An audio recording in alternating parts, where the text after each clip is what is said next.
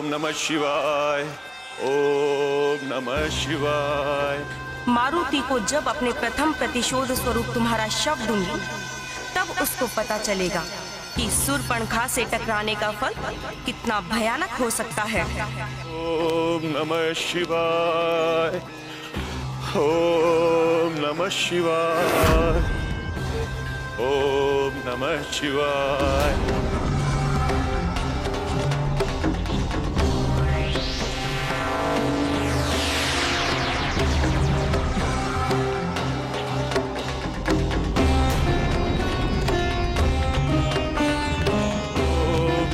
शिवाय, ओम नमः शिवाय,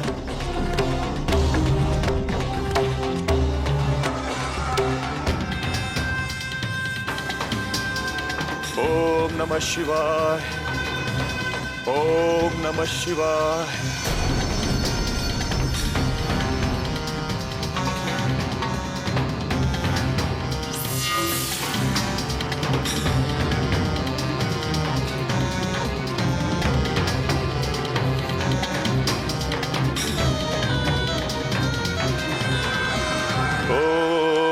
नमः शिवाय।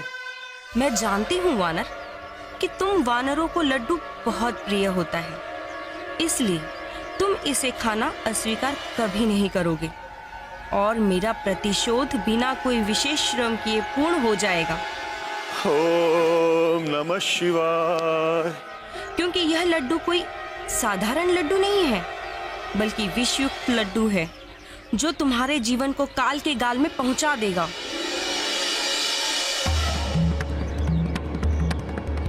ओम नमः शिवाय, ओम नमः शिवाय, ओम नमः शिवाय, ओम नमः शिवाय, ओम नमः शिवाय, ओम नमः शिवाय, ओम नमः शिवाय, ओम नमः शिवाय, ओम नमः शिवाय, ओम नमः शिवाय, ओम नमः शिवाय, ओम नमः शिवाय, ओम नमः शिवाय, ओम नमः शिवाय।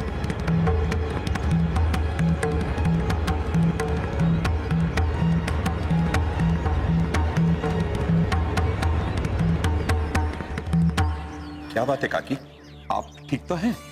हाँ हाँ पुत्र, तुमने इस वृद्धा को बचाकर बहुत बड़ा पुण्य का कार्य किया है। तुम्हारी इस दया के लिए मैं तुम्हें धन्यवाद देती हूँ। तेरी सारी मनोकामना तेरा इष्ट पूरा करे।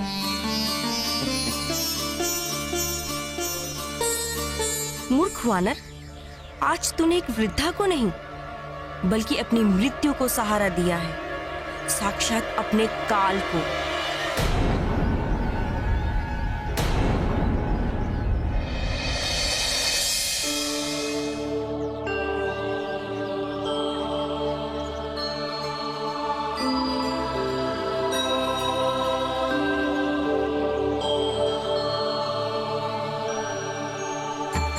मैं जानता हूँ केवट कि तुम्हारे हृदय में बसी प्रभु के दर्शन की अगाध चाह ही है जो तुम्हें इस प्रकार यहाँ से वहाँ भटका रही है।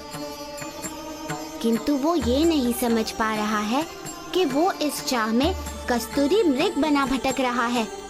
हाँ केवट, जिस प्रकार मृग को पता नहीं होता कि वो जिस सुगंध के पीछे भटक रहा है वो तो उसकी नाभि में ही है, उसी प्रकार तुम हो, उस तट को छोड़कर यहाँ वहाँ भटक रहे हो प्रभु के दर्शन के लिए, जिस तट पर तुम्हें प्रभु के दर्शन होने हैं। हाँ केवट, तुम्हारा यत्र तत्र भटकना व्यर्थ है, क्योंकि प्रभु तुझे कहीं अन्यत्र दर्शन नहीं देने वाले हैं। सरयू के तट को छोड़कर जाने का अर्थ है तुम्हारे जीवन में केवल हताशा और निराशा, अविश्वास, इसके अतिरिक्त और कुछ भी नहीं।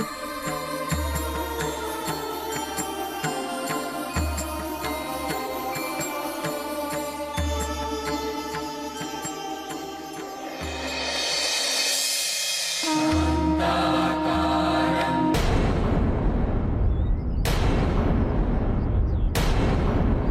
बंद करो ये आरती। क्यों पुत्र, क्या हुआ?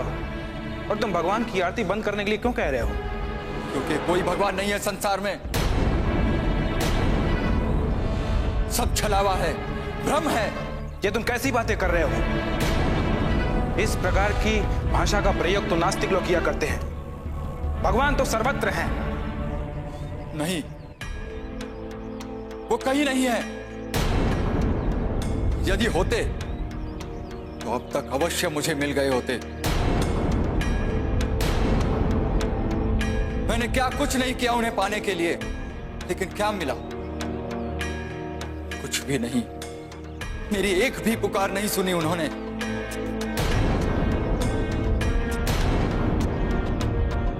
पुत्र, प्रभु अपने सच्चे भक्तों की पुकार हमेशा सुनते हैं और तुम्हारी भी पुकार अवश्य सुनेंगे। एक दिन तुम्हें भी दर्शन देंगे। नहीं, व्यर्थ की बातें हैं ये सब। इन सारी बातों में छलावा है, सिर्फ छलावा। तनिक भी विश्वास नहीं है मुझे इन सारी बातों पर। अब मैं नकारता हूं आपके प्रभु के अस्तित्व को। ये संसार बिना प्रभु के ही गतिमान है।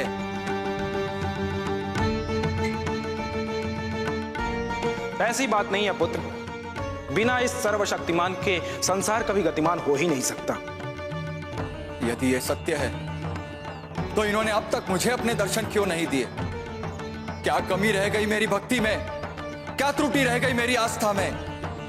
पुत्र, हो सकता है प्रभु ने तुम्हें अभी तक दर्शन नहीं दिया हो। यही तो मैं जानना चाहता हूं कि अब तक प्रभु ने मुझे अपने दर्शन क्यों नहीं दिए। पुत्र, प्रभु हमेशा अपने भक्तों की परीक्षा लेते हैं और उसके बाद वो फल देते हैं। मिथ्या है ये सब, सब मिथ्या है। मनुष्य को स्वयं को समझाने का मात्र एक बहाना है। अरे जो है ही नहीं वो फल क्या देगा और परीक्षा क्या लेगा? तुम हमारे प्रभु का अपमान कर रहे हो। अगर एक भी शब्द आगे कहा तो तुम्हें कठोर दंड मिलेगा। दंड के भय से मैं सत्य कहने से नहीं चुकूंगा और ना ही अपने अनुभव कहने से। नास्तिक, इसका अर्थ है कि तुम घोर नास्तिक हो और इसका दंड तुम्हें मिलेगा।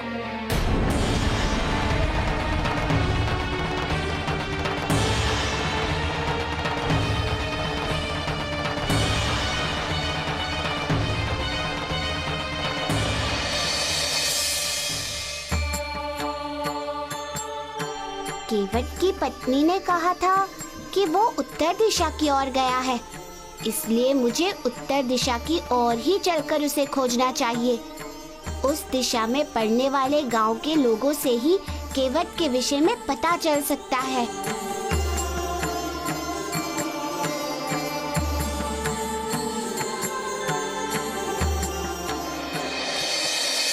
काकी, आप इस निर्जन वन मार्ग से कहाँ जा रही थी? निकट के शिव मंदिर से भोलेनाथ का दर्शन करके बस अपनी कुटिया की ओर जा रही थी। पुत्र, तुम्हें देखकर तो ऐसा बोध हो रहा है कि तुम बहुत लंबी यात्रा के लिए निकले हो। हाँ काकी, आप बिल्कुल सत्य कह रही हैं। मैं भोलेनाथ के दर्शन के लिए कैलाश पर्वत जा रहा हूँ। ये तो बहुत शुभ कार्य करने जा रहे हो। बहुत सौभाग्यशाली हो तुम। मैंने भी कैलाश जाने की बहुत कोशिश की, लेकिन जा ना सकी। और अब तो शरीर भी गिर चुका है, चाहकर भी नहीं जा सकती। और अब जब तुम भोलेनाथ के दर्शन करोगे तो मैं भी यही सोचूंगी कि मैंने भी दर्शन कर लिए। पुत्र, ये शिव जी का प्रसाद है। तुम शिव भक्त हो, इसलिए मेरी इच्छा है कि तुम ये प्रसाद ग्रहण करो। हाँ काकी, अवश्य। मैं इस प्रसाद को अवश्य ग्रहण करूंगा। लाइए।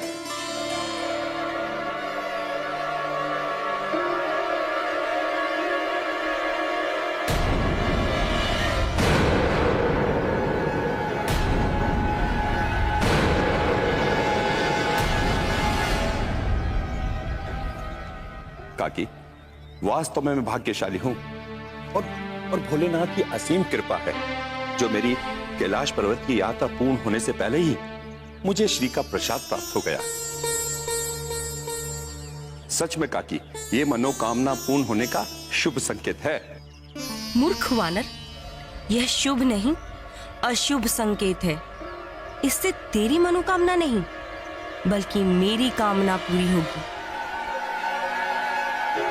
तेरे मृत्यु की कामना, मेरे प्रतिशोध के प्रारंभ की कामना।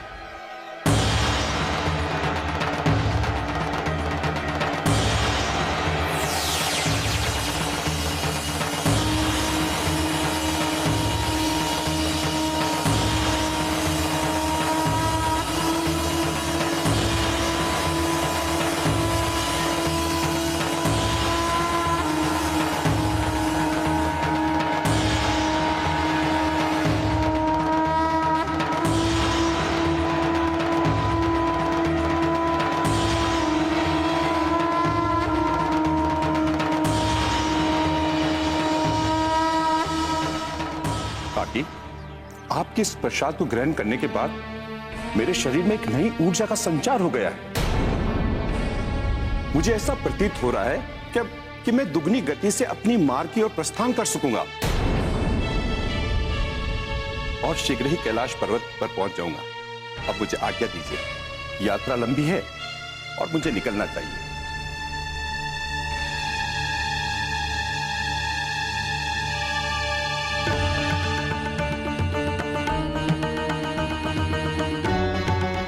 आश्चर्य, मेरे विष का इस वानर पर कोई प्रभाव क्यों नहीं हुआ?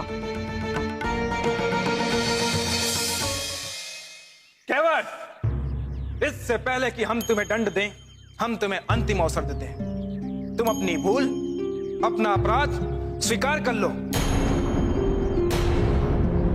मान लो इस सत्य को कि संसार के कण कण में ईश्वर विराजमान है, तो हम तुम्हें माफ कर दें।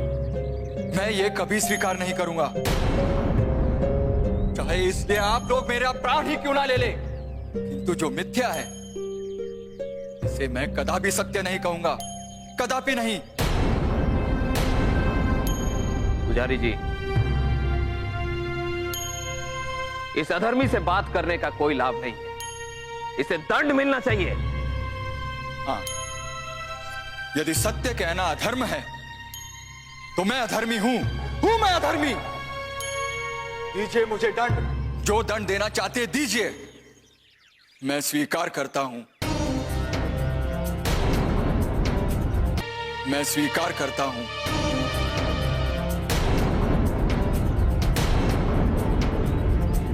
पुजारी जी, ये अधर्मी के साथ साथ मूर्ख और अभिमानी भी है।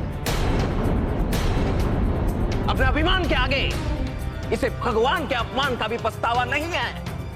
हाँ, मुझे किसी भी बात का पछतावा नहीं है और ना ही कभी होगा, क्योंकि मैंने उसे नकारा है, उसकी सत्ता को अस्वीकार किया है, जिसका इस संसार में कोई अस्तित्व ही नहीं है।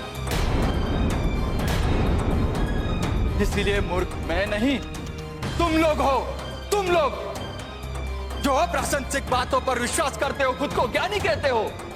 केवट, तुम जानते नहीं कि ईश्वर की सत्ता को चुनौती देना कितना बड़ा अपराध है, और इस अपराध का केवल एक ही दंड है, मृत्युदंड। हाँ हाँ, मृत्युदंड, मृत्युदंड, मृत्युदंड।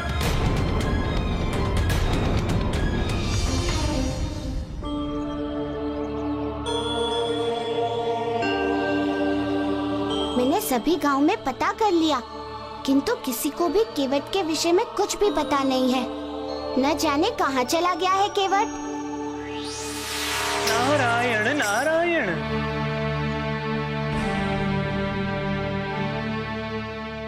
देवर्षि, आप और यहाँ क्या बात है? और आप बड़े चिंतित भी दिख रहे हैं।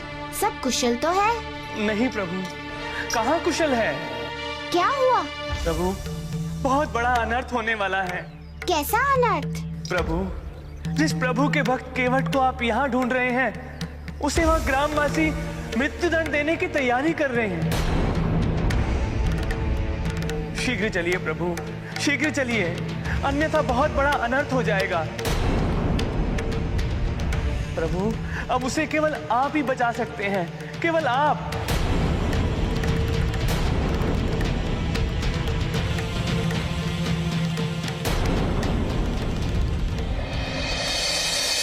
अब प्रतीक्षा किस बात की हो रही है? उठाओ अपना धनुष बाण और मार दो मुझे, छलनी कर दो। जिस जीवन में प्रभु के दर्शन नहीं, उस जीवन से अच्छा मृत्यु है। मार दो मुझे, शीघ्र मार दो। अधीर मत हो नास्तिक, हम शीघ्र ही तुम्हें वो सुअवसर देंगे कि तुम परलोक जाकर प्रभु के दर्शन कर सको, उसके अस्तित्व को जान सको, समझ सको। फिर वही झूठ, फिर वही झूठ। आपके प्रभु का अस्तित्व ना तो इस लोक में है और ना ही किसी और लोक में। मूर्ख, अभिमानी, अधर्मी, नास्तिक, तुम्हें मृत्यु का भी भय नहीं? जो इस काल के सम्मुख खड़ा होने के बाद भी तुम हमारे ईश्वर का अपमान कर रहे हो, तुम वास्तव में ही मृत्यु दंड के योग्य हो। तेरी तो अभिलंब बलि चढ़ा देनी चाहिए, अभिलंब। हरि जी, आप तो अपने प्रभु में अटूट विश्वास करते होंगे ना? यह भी भला पूछने की बात है मूर्ख? तो फिर आप ये भी मानते होंगे कि जीवन और मृत्यु दोनों ही आपके प्रभु के ही हाथ में होता है। निसंदेह। परंतु मैं कहता हूं कि मेरी मृत्यु आपके प्रभु के अस्तित्व की परीक्षा है। तुम्हारे कहने का तात्पर्य क्या है? केवल इतना ही कि यदि सच में ही प्रभु है, ईश्वर है, तो वो इस केवट के प्राणों की रक्षा करेंगे।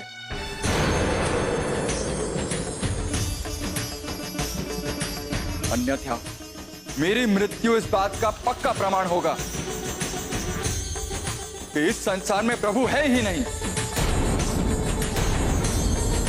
कोई ना माने ईश्वर के अस्तित्व को। मेरी मृत्यु आपके ईश्वर की हार होगी, याद रखिएगा। सरपंच जी, अब आप विलंब मत कीजिए। इस अधर्मी को समझाने का कोई लाभ नहीं।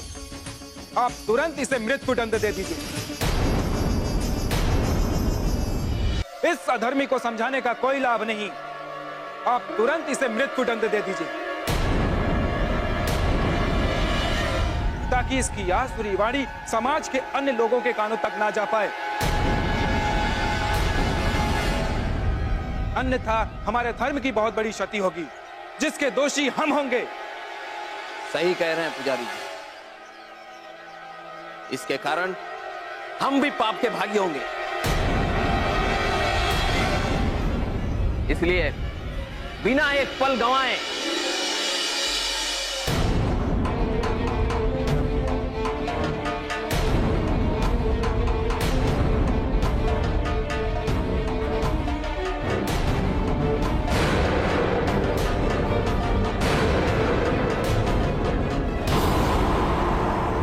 अधर्मी को समझाने का कोई लाभ नहीं।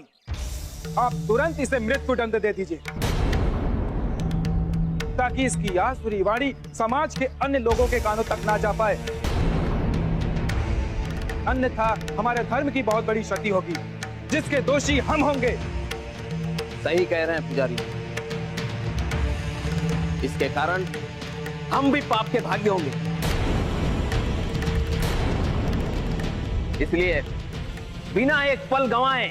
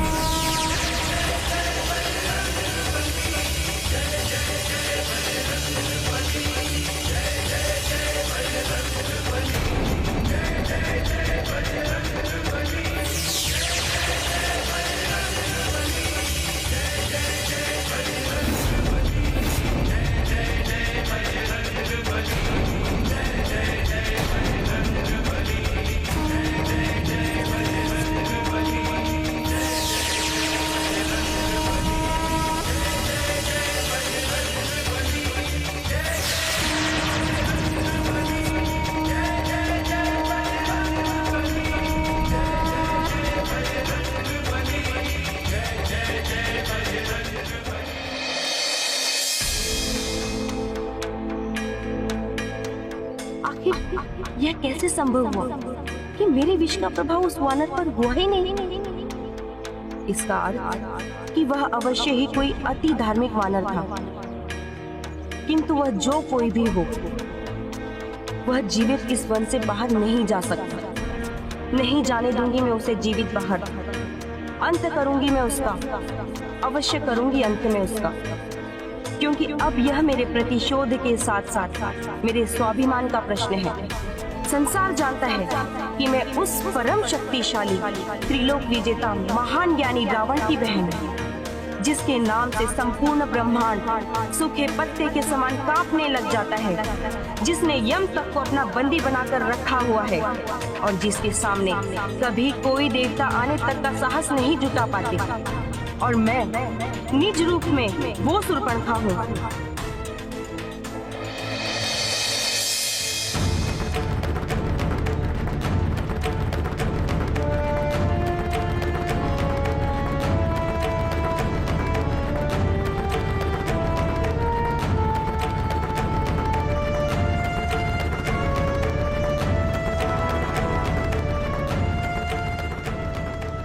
ये क्या अनर्थ करने जा रहे थे आप लोग? बिना किसी अपराध की किसी की हत्या? वानर बालक, अभी तुम इसके बारे में नहीं जानते कि ये कितना बड़ा अपराधी है। ये महान अधर्मी, महान नास्तिक है।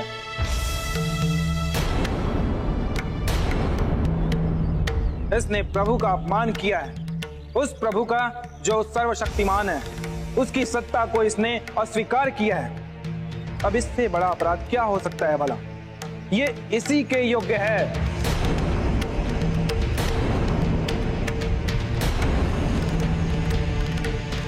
और यदि ये जीवित रहा तो ये धर्म को बहुत बड़ी क्षति पहुंचा सकता है। पुजारी जी, आप क्या सोचते हैं कि आपके ईश्वर का अस्तित्व इतना दुर्बल और आधारहीन है कि एक व्यक्ति के द्वारा उसके अस्तित्व को नकारने से ईश्वर का अस्तित्व समाप्त हो जाएगा? नहीं पुजारी जी, नहीं, आपकी ये सोच गलत है। किसी व्यक्ति के नकार देने से ईश्वर की महत्ता कभी भी कम नहीं हो जाती।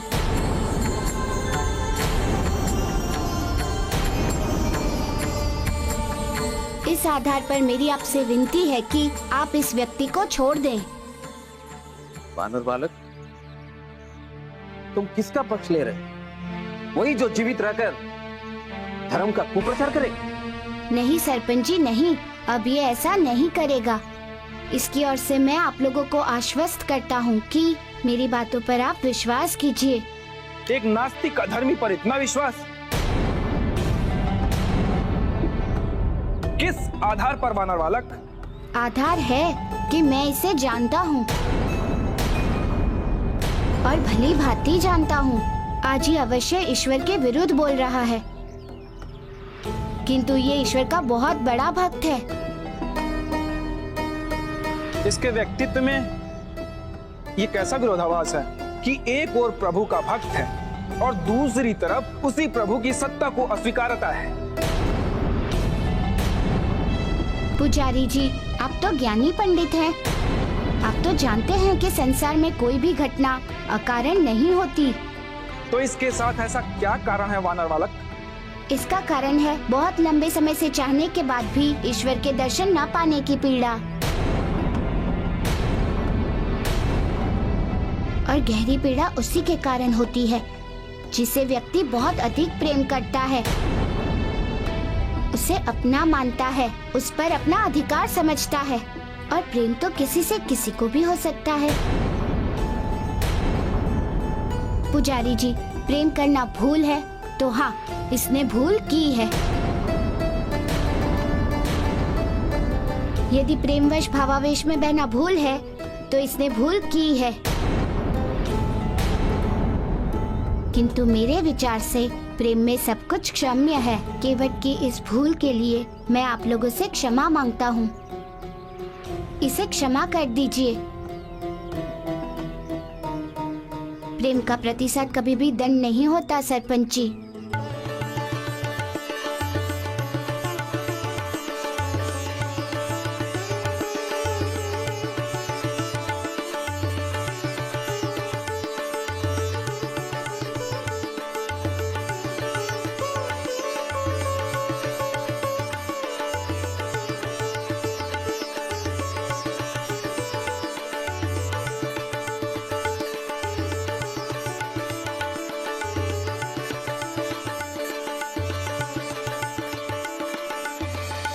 मुझे और अधिक विलंब नहीं करना चाहिए कैलाश पहुंचने, क्योंकि मेरी इसी यात्रा की सफलता से ही अंजना के प्राणों की रक्षा हो सकती है।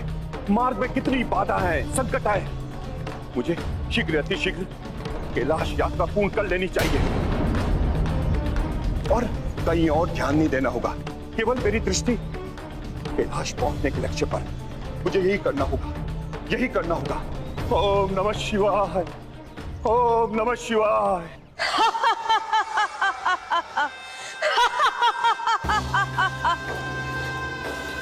ओम नमः शिवाय, ओम नमः शिवाय। वानर, एक बार तो तू शूर्पणखा के हाथों बच गया, पर इस बार तुझे स्वयं देवता भी नहीं बचा सकते। अब तू इस वन से बाहर नहीं निकल पाएगा वानर। मैं तेरी यही समाधि बनाऊंगी, इसी वन की मिट्टी में। ओम नमः शिवाय, ओम नमः शिवाय।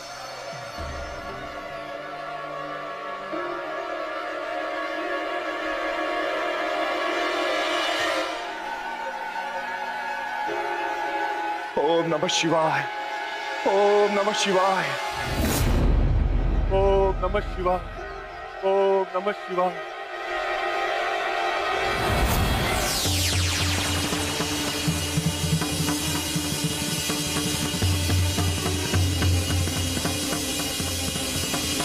ओम नमः शिवाय, ओम।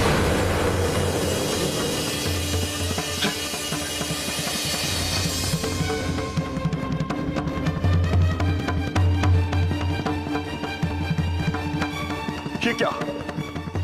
अचानक ठोस धरती, ये दलदल कैसे बन गई? हैं? हैं?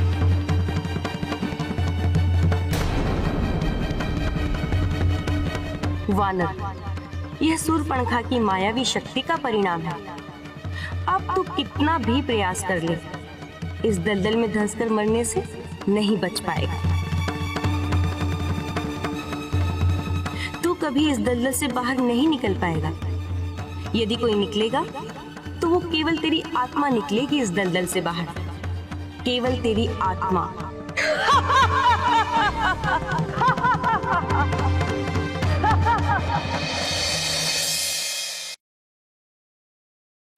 आप यहाँ? हाँ केवट, मैं तुम्हें खोजता खोजता यहाँ पहुँचा हूँ, किंतु तुम यहाँ क्या कर रहे हो? मैंने तुमसे कहा था ना कि तुम सरयू नदी के तट पर ही रहना, वहीं तुम्हें प्रभु के दर्शन होंगे। फिर ये भटकाव क्यों? मारुति, आपकी कथना अनुसार मैंने कई दिनों तक सरयू तट पर प्रतीक्षा की, किंतु प्रभु का आगमन नहीं हुआ और मेरी प्रतीक्षा की अवधि बढ़ती ही चली गई। तब मेरा मन व्यग्र हो गया उनके दर्शन के लिए और फिर मैं स्वयं को रोक नहीं पाया और उनकी खोज में निकल पड़ा और उनकी खोज के क्रम में मैं यहाँ आ गया। केवट, तुम्हें अधीर होने की कोई आवश्यकता नहीं है। प्रभु के प्रत्येक कार्य का एक उचित समय निश्चित होता है और इस संसार में उस समय से पहले किसी को कुछ भी प्राप्त नहीं होता। इसलिए तुम्हें भी धीरज रखना होगा। समय आएगा तो तुम्हें भी प्रभु के दर्शन अवश्य होंगे। किंतु अब तो मुझे कोई आशा ही नहीं है कि मुझे प्रभु के दर्शन भी होंगे।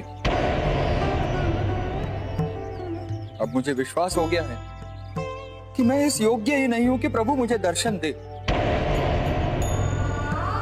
मेरा जीवन व्यर्थ है मारुति, मेरा जीवन व्यर्थ है। आपने मुझे बेकार ही बचाया। इससे अच्छा तो मुझे मर जाने दिया होता, मर जाने दिया होता। कम से कम मृत्यु के बाद तो मुझे प्रभु के दर्शन होते।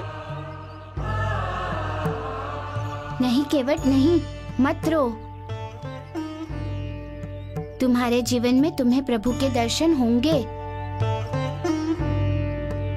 विश्वास करो तुम मेरी बातों का। मैं झूठा दिलासा नहीं दे रहा हूँ, सत्य कह रहा हूँ केवट। वह सत्य जिसके तुम साक्षी बनोगे। तुम्हारी भक्ति और श्रद्धा के सामने प्रभु को आना ही पड़ेगा। हाँ बस उसके लिए जहाँ तुमने इतने दिनों तक की प्रतीक्षा की है, बस थोड़े दिन और प्रतीक्षा कर लो। प्रतीक्षा का फल मीठा होता है केवट। उस समय के आने तक धीरज रखो और संयम। तुम्हारी मनोकामना अवश्य पूरी होगी।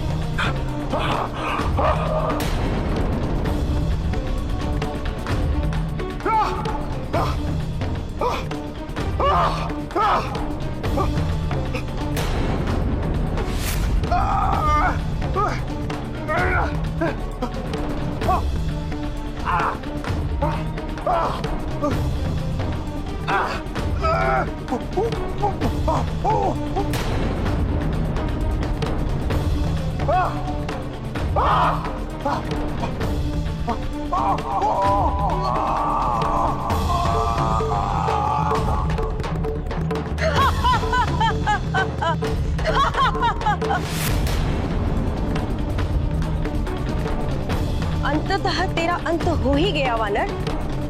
तुझे बचाने कोई नहीं आया।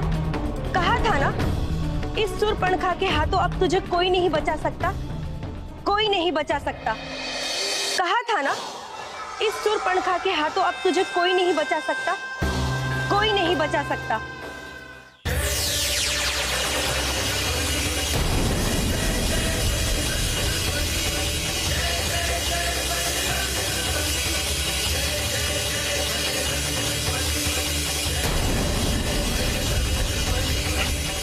हर हर महादेव,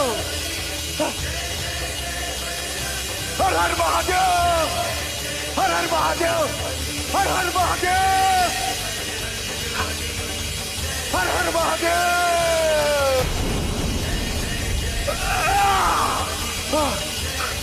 हर हर महादेव।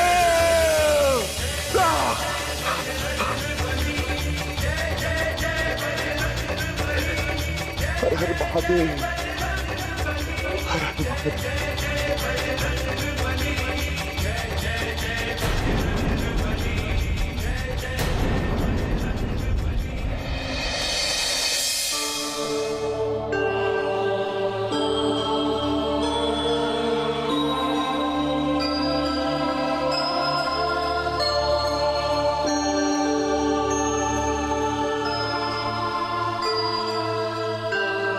मारुति, मैं जन्म जन्मांतर के लिए आपका ऋणी हो गया। अरे, और ऋण कैसा?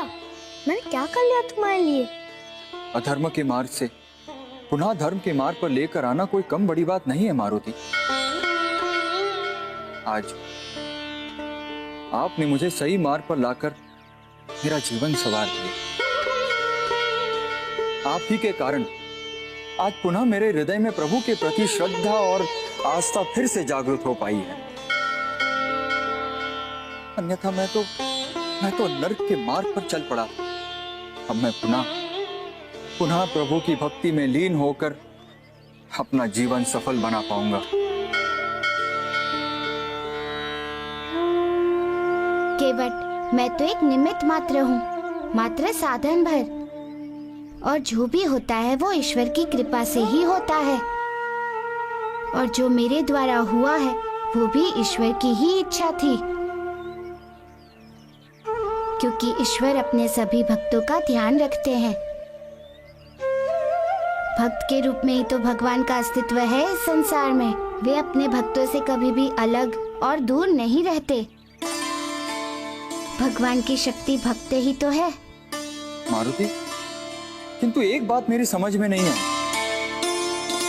भक्त और भगवान ये दोनों एक कैसे हो सकते? भक्त ही भगवान की शक्ति कैसे हो सकता है? ये दोनों तो अलग अलग सत्ताएं है ना? केवट, जिस प्रकार एक नर्तक से नृत्य का जन्म होता है, उसी प्रकार भक्त और भगवान है।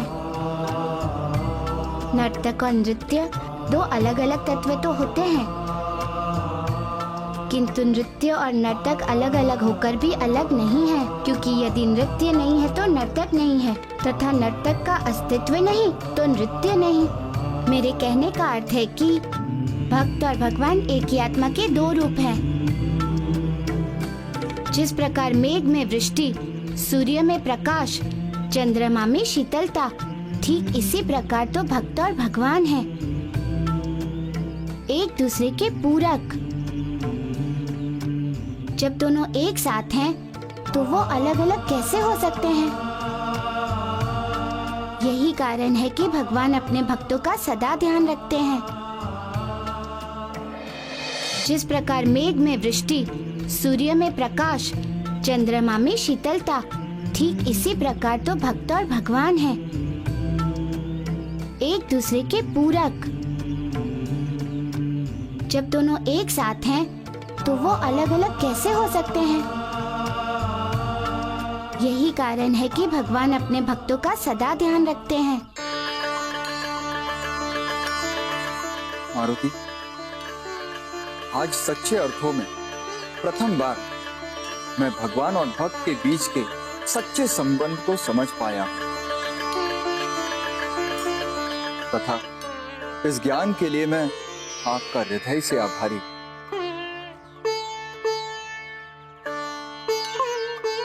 केवट, अब हमें घर चलना चाहिए। तुम्हारी पत्नी तुम्हारे लिए प्रतीक्षा कर रही होगी।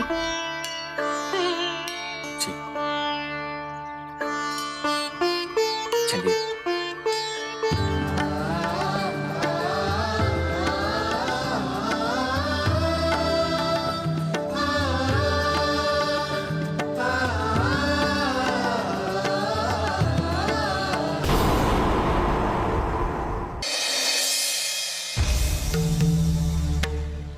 जामवंत जी ने सत्य कहा था, कैलाश की यात्रा संकटों भरी है।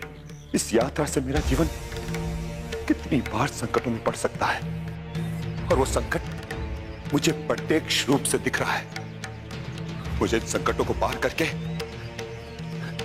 महादेव की आराधना करनी होगी और उन्हें प्रसन्न करना होगा, अन्यथा अंजना के जीवन का संकट समाप्त नहीं होगा। मुझे इस मार्ग पर अधिक सावधान और सचेत रहना होगा, अन्यथा संकटों में जूझकर समय व्यर्थ ना हो। मुझे और चौकस और सावधान लेकर आगे बढ़ना होगा। हाँ।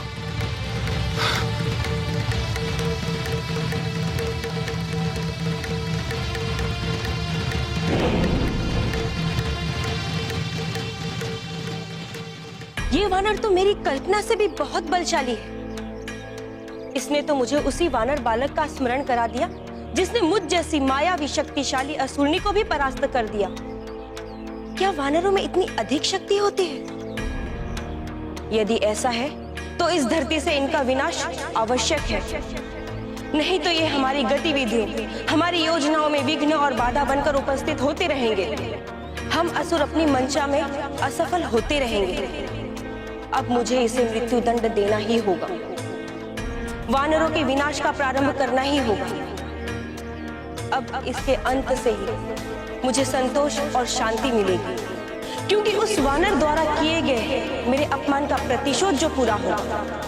वानर, अब मेरे पास एक ऐसी योजना है जिससे तुम कभी भी किसी भी स्थिति में बच नहीं पाओगे। अमोघ योजना, अमोघ।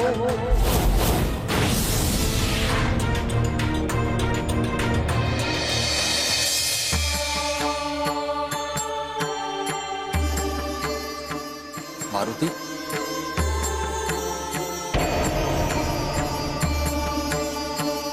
क्या हुआ केवट, रुक क्यों गए? एक बात बताएंगे? क्या? यदि भक्त और भगवान के मध्य इतना घनिष्ठ संबंध होता है, तथा भक्त की आत्मा में परमात्मा का वास होता है, तब फिर भक्त अपने उसी परमात्मा के प्रति संशय क्यों उत्पन्न कर लेता है? केवट, इस संशय के मूल में माया एवं इंद्रियों की चंचलता निहित है। मैं समझा नहीं। समझाता हूँ, देखो। जो मनुष्य सांसारिक माया में जितना ही लिप्त होता है, उस मनुष्य एवं प्रभु के बीच एक विशाल दूरी सदा ही बनी रहती है। वो माया के कारण भटकता रहता है, और यही कारण है सही भक्ति भाव से मनुष्य के भ्रमित होने का। जबकि वास्तविकता ये है कि प्रभु कभी भी अपने भक्तों से दूर नहीं रहते। ये तो भक्त है जो प्रभु से दूर हो जाते हैं। इसलिए मनुष्य को चाहिए कि वह सदा स्वयं को देखे, अपने अंदर विश्लेषण करे। यदि ऐसा कोई मनुष्य करता है तो भटकाव की स्थिति कभी उसके जीवन में नहीं आएगी। मारुति, इस माया से मुक्त होने का उपाय क्या है? माया से मुक्त होने का उपाय है इंद्रियों की साधना। माया में मनुष्य लिप्त नहीं होता, बल्कि माया में मनुष्य की लिप्त होती है इंद्रियां। इसलिए मनुष्य को अपनी इंद्रियों पर संयम रखना चाहिए तथा काम, क्रोध, मद, मोह उससे दूर रहना चाहिए। जिस प्रकार मनुष्य अग्नि से दूर रहता है, तथा ये भी चाहिए कि मनुष्य अपने कर्मों पर ध्यान केंद्रित करे, न कि किए जाने वाले कर्म के फल पर। कहने का अर्थ है कि संसार में रहते हुए संसार से निर्लिप्त रहना चाहिए। तथा जो मनुष्य ऐसा करने में सफल है, उसे ईश्वर के दर्शन से संसार की कोई भी शक्ति रोक नहीं सकती। समझे? मारुति, प्रभु को पाने का सार मैं समझ गया हूँ, और आशा करता हूँ इस संसार में जो भी आपकी बातें सुन रहा हो, वो भी भली भांति समझ गया हो।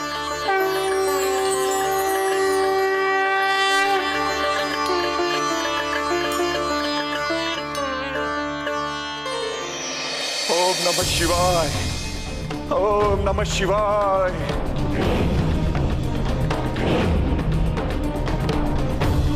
ओम नमः शिवाय। दुष्ट और चतुर वानर, तू 2 बार मुझसे बच चुका है, किंतु अब इस बार से तू नहीं बच पाएगा।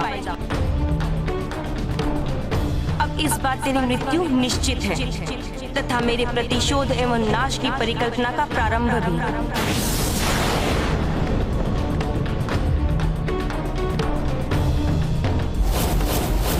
ओम नमः शिवाय।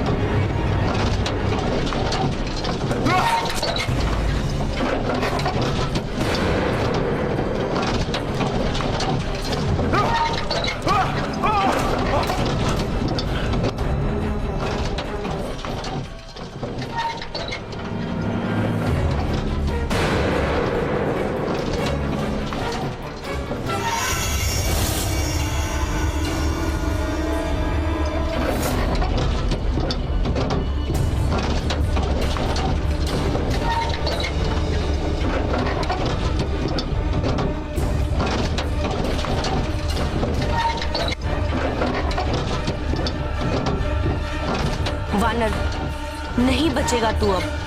तेरा इष्ट भी नहीं बचा पाएगा अब तुझे। मृत्यु देखूंगी मैं तेरी, मृत्यु। संतोष और शांति की अनुभूति करूंगी अब मैं।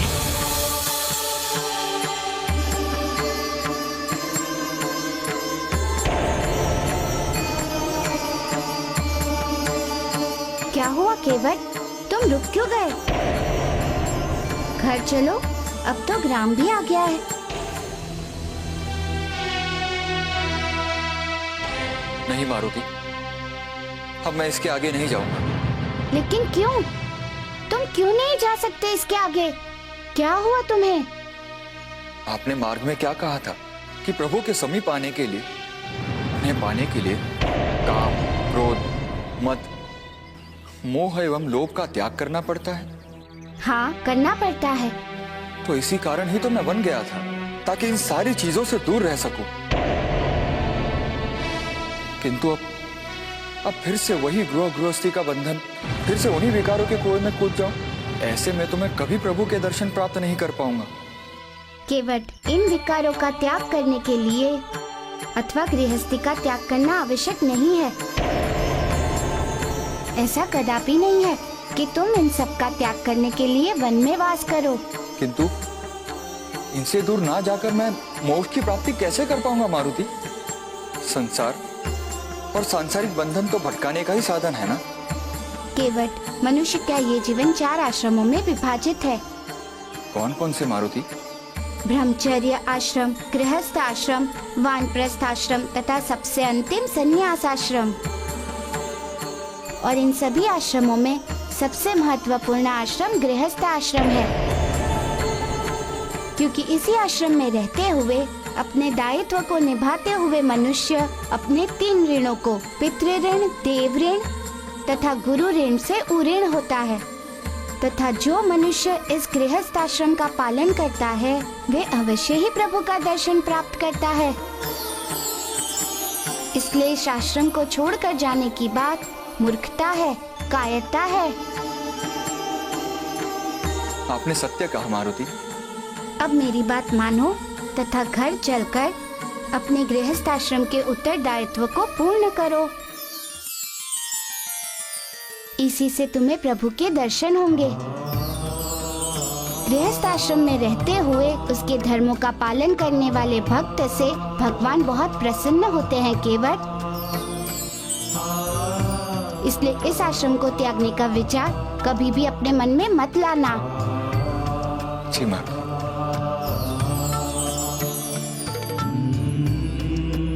अब चलो यहाँ से।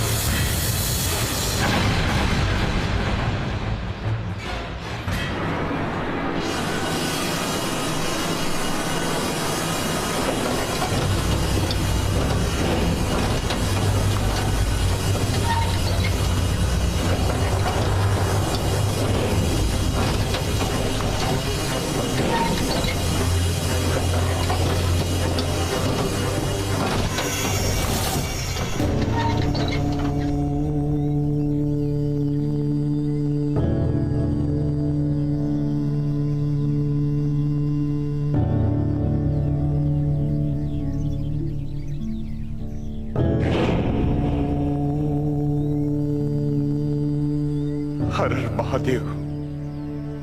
ओम नमः शिवाय। ओम नमः शिवाय। बस अब बहुत हो चुका वानर। अब मैं तुझे अपनी माया से नहीं, बल्कि अब मैं तुझे अपने हाथों से मारूंगी और ऐसी भयानक मृत्यु दूंगी जिसकी ना तुमने कल्पना की होगी और ना ही तेरे इस संसार ने।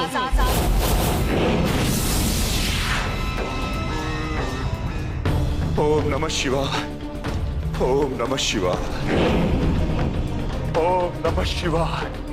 ओम नमः शिवाय। ओम नमः शिवाय। ओम नमः शिवाय।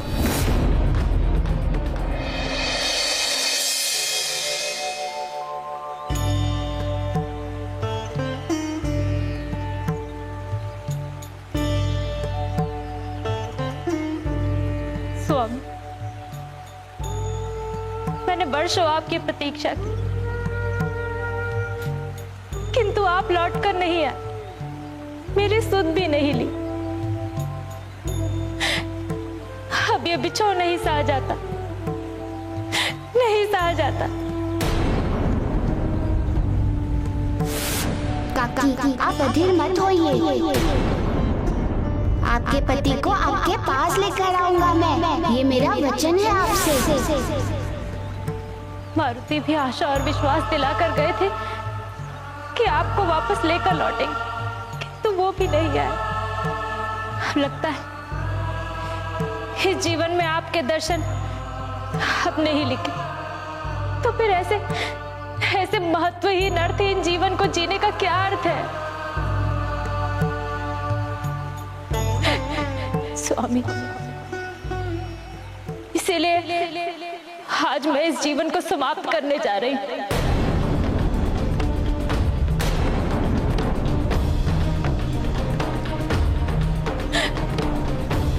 हे प्रभु, मुझे क्षमा कर देना। मैं जानती हूँ ये अपराध है, पाप है, किंतु इसके अतिरिक्त मेरे पास और कोई विकल्प भी नहीं, इसलिए मुझे क्षमा करें। पति के बिना जीने की अब कोई चाह नहीं। पत्नी का सुख, पत्नी का संसार पति के चरणों में होता है, जब वही नहीं तो इस जीवन का क्या मोल है? जिस प्रकार डाली से टूटकर पुष्प अर्थहीन हो जाता है, उसी प्रकार पति से दूर रहकर पत्नी के जीवन का भी कोई अर्थ नहीं। आशा ही तो मनुष्य के जीवन को संचरित करती है, और जब वही न रहे तो ऐसे शव रूपी जीवन को जीने का क्या मोल? किस लिए? मुझे क्षमा करे प्रभु, तथा हे सरयू नदी, मुझे अपने अंक में स्वीकार करें।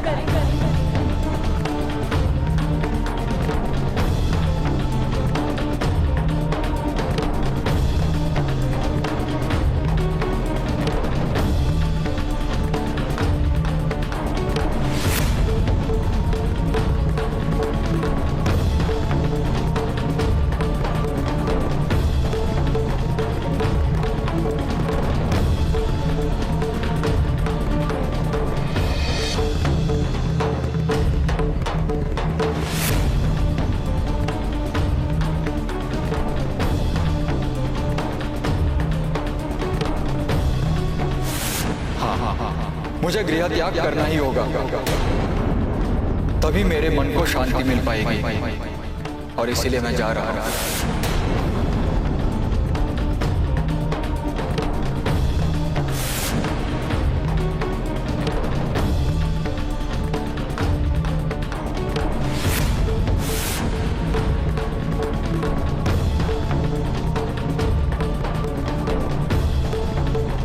रुक जाइए।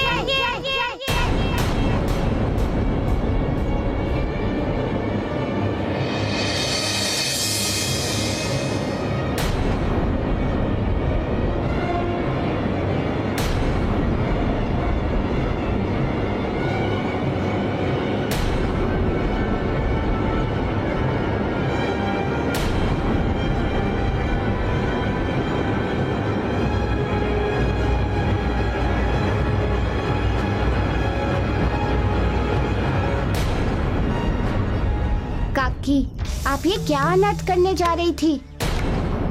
प्रभु के द्वारा दिए गए इस अनमोल जीवन को स्वयं से अंत करना कितना बड़ा अधर्म है, कितनी बड़ी कायरता है ये आत्महत्या, जानती है ना आप? हाँ, जानती हूँ। तब भी ऐसा? हाँ, तब भी। पर क्यों? मनुष्य जानबूझकर तो ऐसा पाप नहीं करता, जानबूझकर तो कोई कुएं में नहीं गिरता, फिर आपने ऐसा क्यों किया काकी? क्योंकि मारुति, इसके अतिरिक्त मेरे पास और कोई मार्ग ही नहीं था। अपने स्वामी के बिना इस संसार में एक पल भी जीना नहीं चाहती। उनके बिना इस जीवन का क्या औचित्य है? एक विवाहिता अपने पति के बिना उसका जीवन अर्थहीन ही तो है। ऐसा नहीं है काकी, आपके जीवन का पूर्ण अर्थ है। नहीं मारुति, इस संसार में एक पतिव्रता स्त्री के लिए उसके पति के बिना जीवन निरर्थक, अर्थहीन और निरुद्देश्य होता है। जीवन की सार्थकता तभी होती जब वह जीवन के धर्म को निभाए, और मैं तो उसी से वंचित हूं। और अब तो मेरा मर जाना ही अच्छा है। आशा की किरण भी तो समाप्त हो चुकी है। अब मैं और इस अंधेरे में नहीं रह सकती। इसलिए मारुति, मुझे मेरे प्राणों का अंत करने से मत रोको। किंतु काकी, अब आपको अपने प्राणों के अंत करने की कोई आवश्यकता नहीं है, क्योंकि मैंने आपको दिया हुआ वचन पूर्ण कर लिया है। कैसा वचन? मैंने आपसे कहा था ना कि मैं बिना आपके स्वामी के वापस नहीं लौटूंगा। हाँ, कहा था। तो क्या मेरे स्वामी आ गए? हाँ काकी, आपके स्वामी और मेरे मित्र प्रभु भक्त केवट वापस लौट आए हैं। प्रभु भक्त केवट वापस लौट आए हैं। वो देखिए,